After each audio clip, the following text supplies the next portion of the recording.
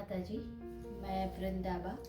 योग साधना सीरीज में आज है हमारा चौथा दिन और आशा रखती हूँ कि पिछले तीन दिनों में मैंने जो आपको बताया है वो आपने करना चालू कर दिया होगा।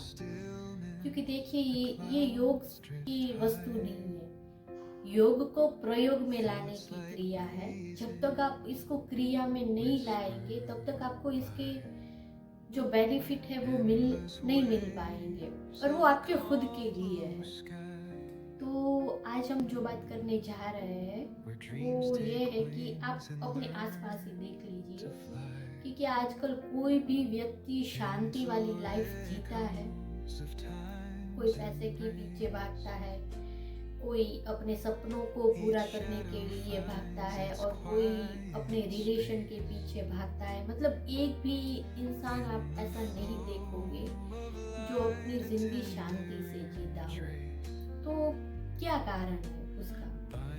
और अगर चलिए आज के समय में हम माने कि हर कोई पैसा पाने के लिए ही भागता दौड़ता रहता है, तो क्या आपको लगता है कि पैसा मिलने के बाद भी वो आदमी शांति से रहता है?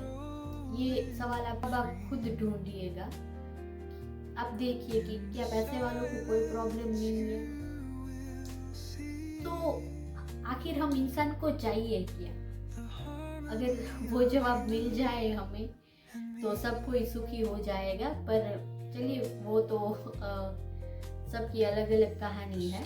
तो मैं जो बात करने जा रही हूँ कि तो मेरा कहने का मतलब ये है कि हम शांत कैसे रह सकते हैं। तो शांत रहने के लिए हमें क्या करना है? तो शांत रहने के लिए सबसे इम्पोर्टेंट है हमें प्राणायाम करना, जो बहुत ही ज़रूरी है। आप अपने व्यस्त जीवन में से 5-10 मिनट का ज़्यादा टाइम नहीं निकालना है आपको। बस 5 मिनट 10 मिनट जितना भी टाइम हो सके तो अर्ली मॉर्निंग या फिर शाम की टाइम, कभी भी मतलब जहाँ पर स्वच्छ वातावरण हो ऐसी जगह पर बैठ जाइए और शांति से सिर्फ प्राणायाम कर लीजिए। तो वो भी आपको बहुत ही लाभदायी होगा आपके शारीरिक और मानसिक विकास के लिए। क्योंकि प्राणायाम से, और मेरा ये मानना है कि प्राणायाम से हमें शांति तो मिलेगी पर वो शांति लंबी चलने वाली होगी, मतलब स्थायी शांति होगी। ऐसा नहीं कि आई चली गई। अगर हम प्राणायाम का सही तरीके से हर रोज उसका एक नियम बना ले कि नहीं हमें बैठना ही है, तो उससे हमारा मन शरीर एकदम शांति से चलने लगेगा। तो उसके लिए हमें क्या करना है? तो उसके लिए तो सबसे पहले तो प्राणायाम क्या है? सांस आती है सांस जाती है, वो नहीं है प्राणायाम। सांस तो हमारी ऐसे ही चलती, सांस हमारी तो क्या, पृथ्वी पर जो भी जीव है वो सब सांस लेते हैं छोड़ते हैं, पर उसको सही तरीके से कैसे लेना है आप देखेंगे कि आप नोट करिएगा कि हमारी सांस चलती रहती है पर हम उस पर कुछ ध्यान नहीं देते हैं क्योंकि वो नेचुरली चलती रहती है। पर जब किसी की सांस बंद जाती है तो उस सांस बंद हो जाती है, तो उस सांस को वापस चालू करने के लिए हम लोग कितनी मेहनत करते हैं। मतलब यही हुआ कि कुदरत ने हमें जो दिया है मुफ्त का, उसकी हमें कुछ वैल्यू नहीं है, तो हमें उसकी वैल्यू करनी है और उसको सही तरीके से हमें कैसे लेना है वही हमें सीखना है।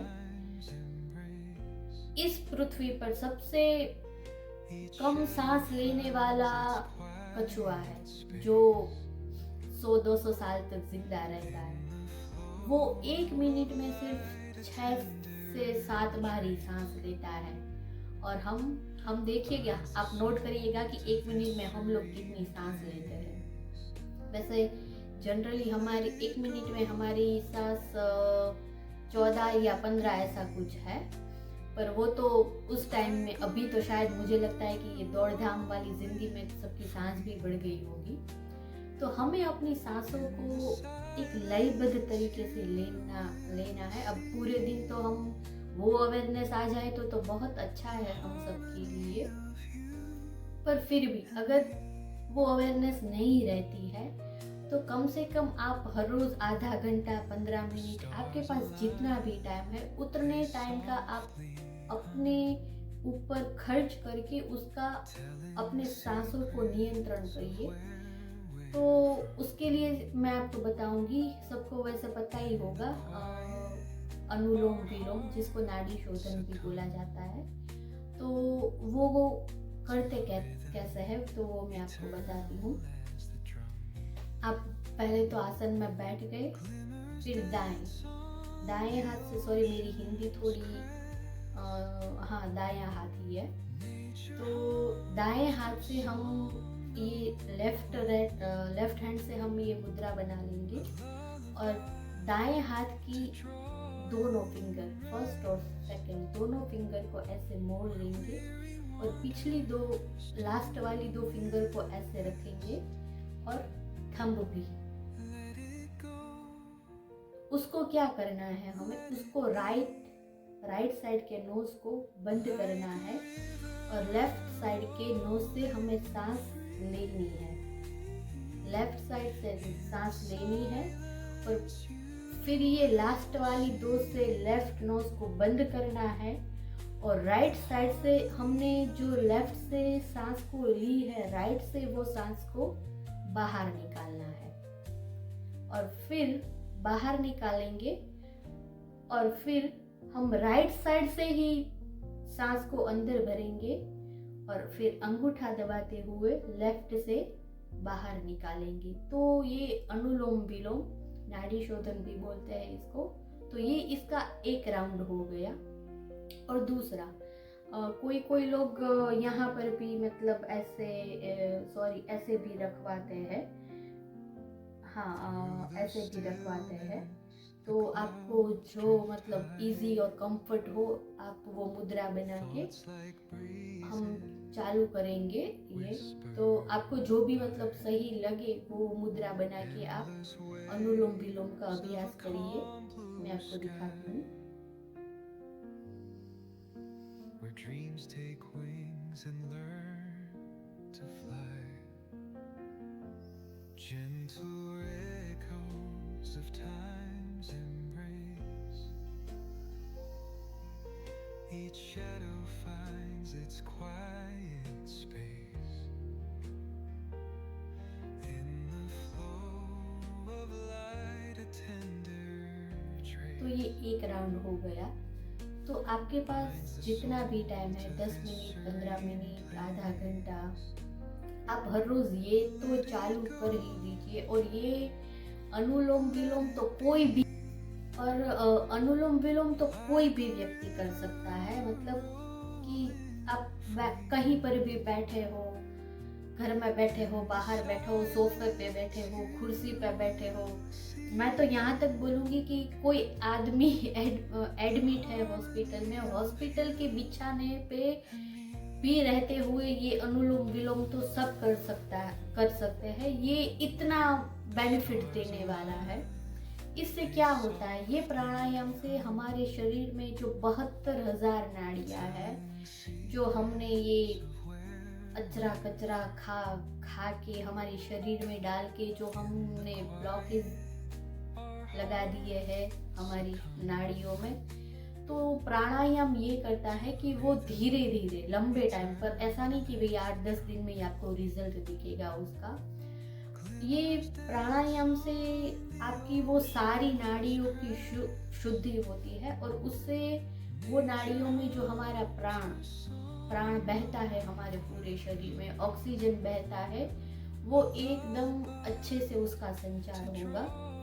इससे आपकी आयु भी बढ़ेगी, आपको लंबा जीवन भी मिलेगा। और तो ये प्राणायाम हमारे पूरे शरीर में जहाँ पर भी ऑक्सीजन नहीं पहुँचता हो वहाँ ऑक्सीजन भी पहुँचाता है और हमारा बूढ़ापा भी रोकता है। और खासकर ये प्राणायाम सब अनुलोम विलोम बीपी के पेशेंट हो, जिनको कफ का प्रॉब्लम हो, टॉन्सिल का, मतलब ये हर तरह के रोगों में ये सबसे बेस्ट है अनुलोम विलोम। अगर यही अपने डेली रूटीन में आप सिर्फ ये एक ला दीजिए ना अनुलोम विलोम, तो भी आपको अनगिनत, मतलब अनगिनत, मैं वो बता नहीं सकती इतने इसके आपकी बॉडी पे और माइंड पे इसके अच्छे इफेक्ट होते हैं। तो कल से ही चालू कर दीजिएगा, अपने लिए थोड़ा टाइम निकालिए, क्योंकि आजकल हम सबको शांति की बहुत बहुत ही ज़रूरत है। तो वो थोड़ा हमारे हाथ में ही है कि हमें कैसे मिले, पर हम उसका सही तरीके से उसका उपयोग नहीं करते हैं। तो मैं तो यही बोलूँगी कि अपनी डेली लाइफ में योग को अपनाना, मतलब जैसे हमें 3 टाइम खाना हमारे लिए कंपलसरी है, वैसे ही योग भी हमारे लिए कंपलसरी होना चाहिए, जिससे हम अच्छी एक सेहतमंद भरी जिंदगी जी सके। तो मैं तो सबसे यही प्रार्थना करूंगी कि जितना हो उतना, और ख़ास लेडीज़ के लिए तो योग कंपलसरी है। भले ही आप घर का एक काम बिल्कुल छोड़ दो, पर आधा घंटा अपने लिए टाइम निकाल के बैठा करो, और ये जब आप करोगे तब आपको पता चलेगा कि हाँ मैं सही बता रही थी आपको, क्योंकि वो जब रिजल्ट दिखना शुरू हो जाएगा ना आपको, तभी आप यकीन कर पाओगे कि हम लेडीज़ के लिए ये योग कितना ज़रूरी है।